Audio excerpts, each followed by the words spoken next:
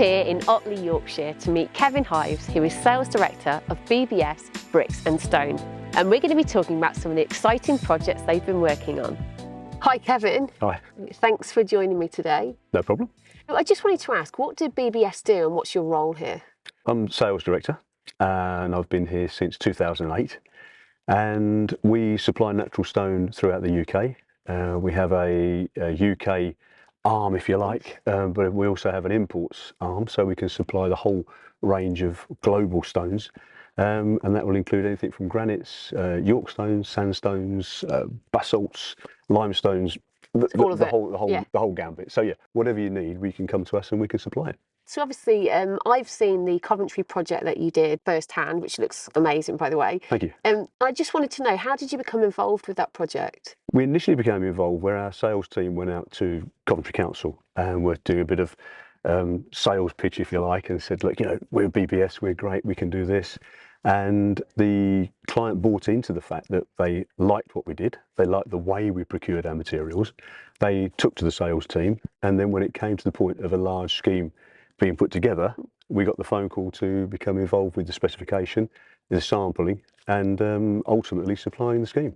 And on the note of kind of specification, can you tell me more about the materials that you used and sort of the, you know, why you used them, their properties, for example? Yeah, the client gave us a brief on the durability, water absorption, colour ranges, types of stone they're interested in. And they ultimately decided they wanted to go with a yellow buff Portuguese granite because they wanted to stay with the European theme. And to contrast that on a durability element, they wanted to go for an Italian porphyry.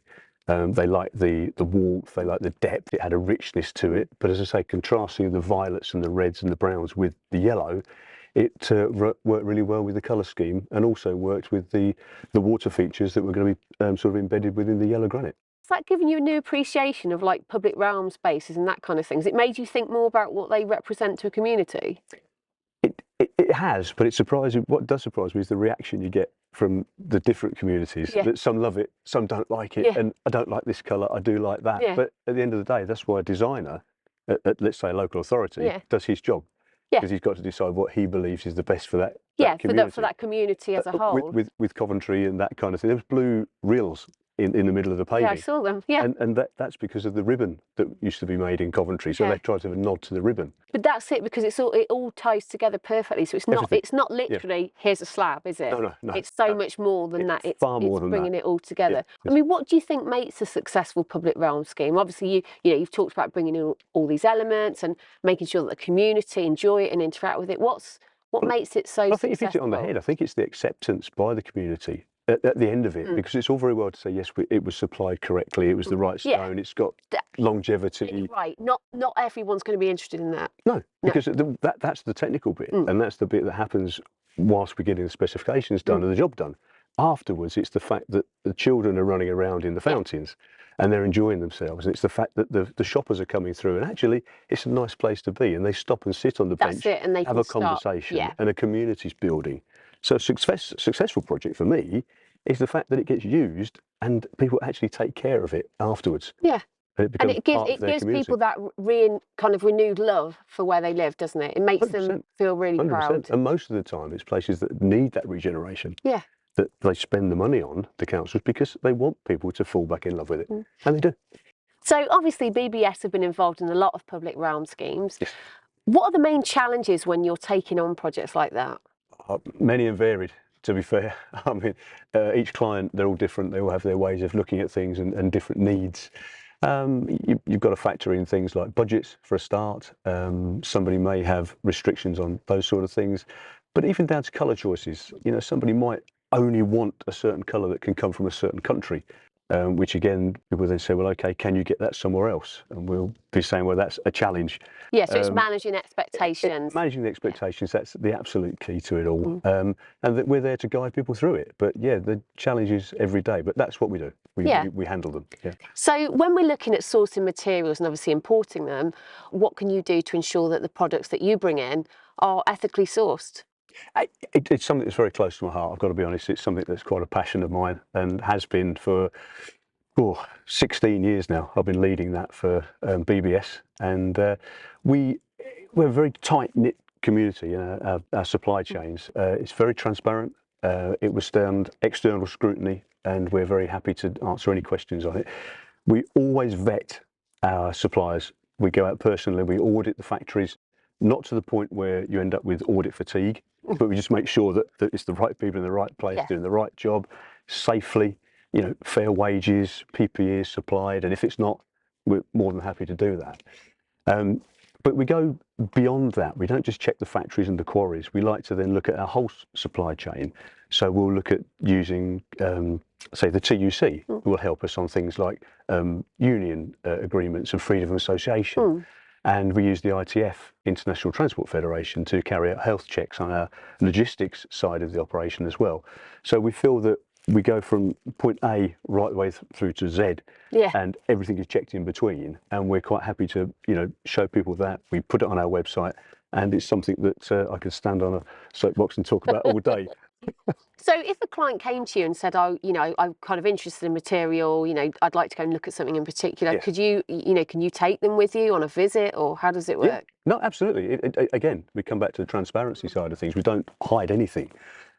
We have taken varying clients on visits to anything from Portugal, Spain, Italy, China, Vietnam in the past, and all with varied levels of success in terms of order gaining, but all very, very successful in proving that what we're doing is done ethically and correctly. And I think that's really important, and I'm really glad that you've raised a lot of those points, because I think there's a lot, for people to learn from that. The Coventry scheme that you worked on was for the City of Culture, and I understand you've also been involved in the Bradford City of Culture projects. Can you tell me more about that? Yeah, we've got very proud of that one, actually. We've been working very closely with Balfour Beatty, and we've supplied over 12,000 metres of commercial type Indian sandstone. And this sandstone is of particularly high quality. We have a partnership with the suppliers in Jaipur. These guys are members of the Stone Federation. You are as well, aren't you? We are, yes, and again, very proud of that. And again, it's part of our ethical sourcing and part of our auditing that we want people who are registered to these recognised bodies. And they've got their ISOs and they've got their accreditations. And we're particularly proud of this partnership because we've also brought into a charitable side of their work.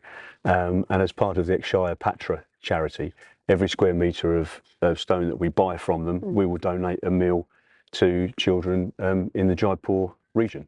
That's amazing. It must feel really good to know that you're actually making a difference there as well. Yeah, quite proud of it. Yeah. I was wondering again, obviously you've worked on so many projects. Could you say what your favourite is? Are you able to say what your favourite is? I think it'd probably be unfair to name just one. But a few of my favourites, I think, would be the All England Club at Wimbledon. That was a fascinating project to me. Yeah, I bet it was. Trying to work in with requirements of when they need the stone in terms of when the championships are on and when they're off, that kind of thing. Chelsea Barracks, that was another one, which was an amazing one to be involved with. The National Theatre, that was a fantastic You're name dropping now. Now and again, yeah. But they are particular favourites of mine, those three, I'd say, Yeah. What you've done with Chelsea Barracks is beautiful because it's really seamless and it coordinates perfectly with the facades of the buildings. And that is a whole scheme, isn't it? It's bringing everything together seamlessly while retaining the character of it. So I'm not surprised you're proud of it. I'm very proud of that one, yeah. Are there any projects that you're working on that are in the pipeline that you can share with us? There's plenty, really. I mean, the one that we've just finished is the New Bailey at Manchester, which is a fantastic project. It really, really looks nice. It's a UK Yorkstone, and it's just seamless. The sets, the paving, the colours, all matching with the facades of the buildings. It's a project that I'm particularly proud of for BBS. It's that heritage connection, isn't it? Sure. You know, they know that it's local stone, and they can kind of, you know, and in time, obviously, it just blends, doesn't it, with the surrounds? Totally. And the old York stones that are down there, you know, you give that a little bit of time and that will blend and it'll become totally seamless. But at the moment, it looks very crisp. Yeah. But, you know, like when we talk about natural stone, I mean, obviously, one of the great things about it is how it ages. Yes. You know, so how do you feel when people say, oh, that natural stone looks a bit dirty, should we clean it? Because there's a whole thing between people saying you should let natural stone kind of be reclaimed by nature, you should let it, you know, wear and tear, or should you clean it? I mean, this is an interesting thing that I hear about more. What do you think? I think there's two things. I think there's an ageing and there's a cleaning. Yeah. We would recommend that every project, particularly a new public realm scheme, would have a maintenance The schedule kind of schedule thing. to put together, cleaning it regularly, even down to sweeping and brushing, etc. Yeah. That will give you that crispness, and that will stay. It will still age. Yeah. But it won't. But you won't. You're not letting it get dirty. I think once it's got dirty and it's just full of grime, I said then it needs a complete strip back. It's kind of that subtlety, isn't it? It's like, you want the stone to age, you want it to have that patina, but equally you don't want it bringing down, an area because that house is really dirty, for example. And I think there's delicate balance, isn't there? Absolutely, 100% agree with that. Yeah. So what do you enjoy most about working with natural stone? You obviously love it. Very easy. It's natural. Yeah. I just like natural materials, wood, stone. Yeah. And natural materials I don't know, there's something inherent within a human being, I think, genuinely, that, you just want to get hold of things. And it's because it's so tactile. People like to carve, and there's that tactile nature to it. Have you ever had a go at carving? Yes. How were you at it? Awful. That's an honest answer. Well, it's good to know. If anyone's watching this and they're thinking about giving you a job as a carver, they shouldn't. I'd say no. No. Thank you so much for joining me today, Kevin. It's been really good to hear about what BBS are doing at the minute and what you'll be doing in the future. My pleasure. Thanks very much indeed.